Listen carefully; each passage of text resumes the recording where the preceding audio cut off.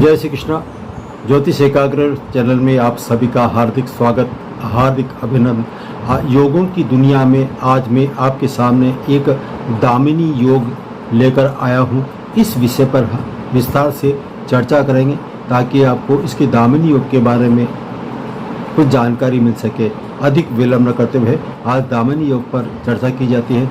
हमारे ज्योतिष शास्त्र का प्रमुख ग्रंथ है सारावली। सारावली के अनुसार इस दामिनी योग को विशेष महत्व दिया गया है और हमारे अन्य ज्योतिष विद्वानों ने इस दामिनी योग को जिस तरह से लक्ष्मी योग होता है उसी तरह से इसको दामिनी योग को उचित स्थान और उच्च माना गया है। तो ये दामिनी योग कैसे बनता है इसके बारे में चर्चा करना हूँ।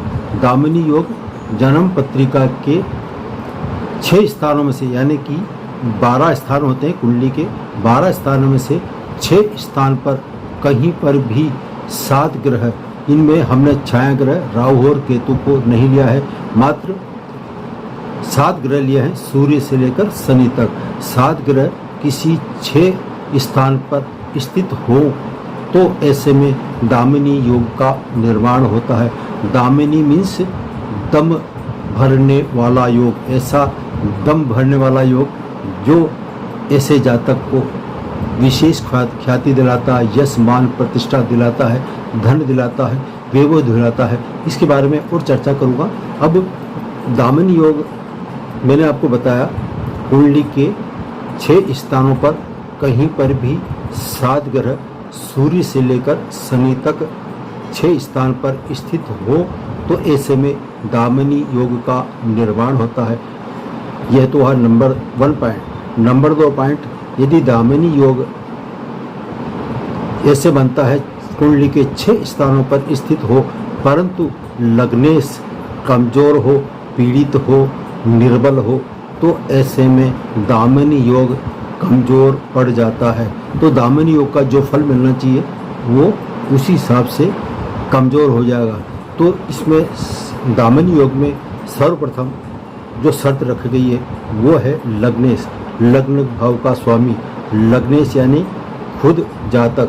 यदि जातक कमजोर होगा उस तो दामिनी योग भी वैसे ही कमजोर माना जाता है। तो इसके जो प्रभाव होने चाहिए दामिनी योग के वो उसको इतने नहीं मिल पाते हैं, सिर्फ नाम कहलाएगा दामिनी योग। तो दामिनी योग के लिए लग्नेश का उचित स्थान पर बैठना और बलि होना परम आवश्यक है और लग्न भाव पर किसी भी पाप ग्रहों की दृष्टि नहीं पड़नी चाहिए। और नंबर 3 जो है ये दामिनी योग में वो लग्न भाव जो है वो पाप करती योग से बचकर रहे तो दामिनी योग का फल विशेष मिलता है। दामिनी योग में यदि चंद्रमा के आगे और पीछे कोई ग्रह नहीं होगा तो ऐसे में ऐसा जातक को दामिनी योग का फल कमजोर मिलता है।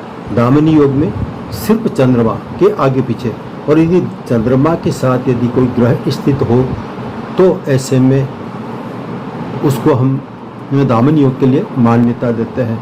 यानी कि चंद्रमा के आगे पीछे कोई ग्रह नहीं हो लेकिन चंद्रमा बलवान हो, मित्र राशि में है और उसके साथ में कोई भी ग्रह बैठा हुआ हो तो उसको दामिनी योग के शुभ परिणाम मिलेंगे। अब दामिनी योग के शुभ परिणामों की चर्चा की है तो इसमें क्या क्या दामिनी योग में मिलता है। तो दामिनी योग जो है ऐसा जातक एक तो सबकी मदद करने वाला होता है।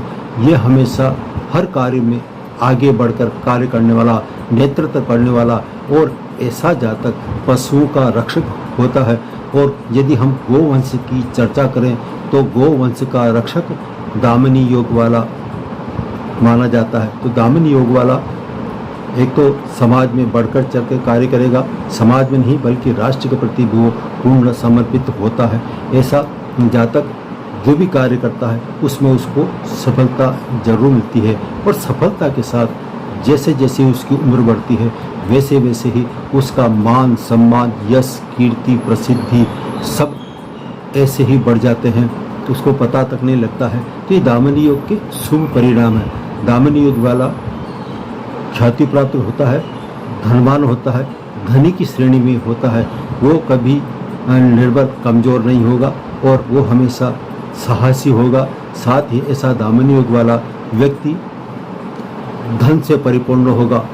ऐसा जातक दामिनी योग वाला जिसके कुंडली में होगा वो दामिनी योग के प्रभाव से उसको जीवन में सब कुछ मिल जाता है जिसको उसकी आवश्यकता होती है, और जो भी कार्य होते हैं उसके आश्चर्यजनक ढंग से होते हैं। तो ये दामिनी योग के विशेष परिणाम हमने कहे गए। अब इसको यदि हम उदाहरण से देखें तो इसमें यदि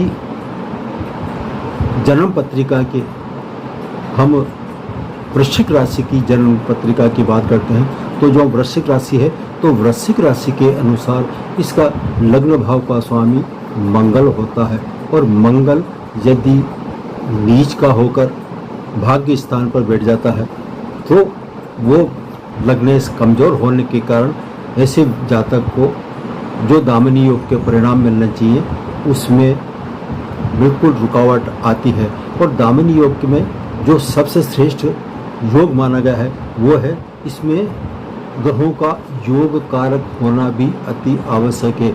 इसके अलावा यदि हम जन्म पत्रिका के खास भाव की बात करते हैं तो ऐसे में 11वां स्थान जो होता है वो धन लाभ का कहलाता है, आपकी मनोकामना पूरी करने वाला होता है, और यश मान कीर्ति दिलाने के लिए भाग्य का प्रबल होना भी थोड़ा आवश्यक है।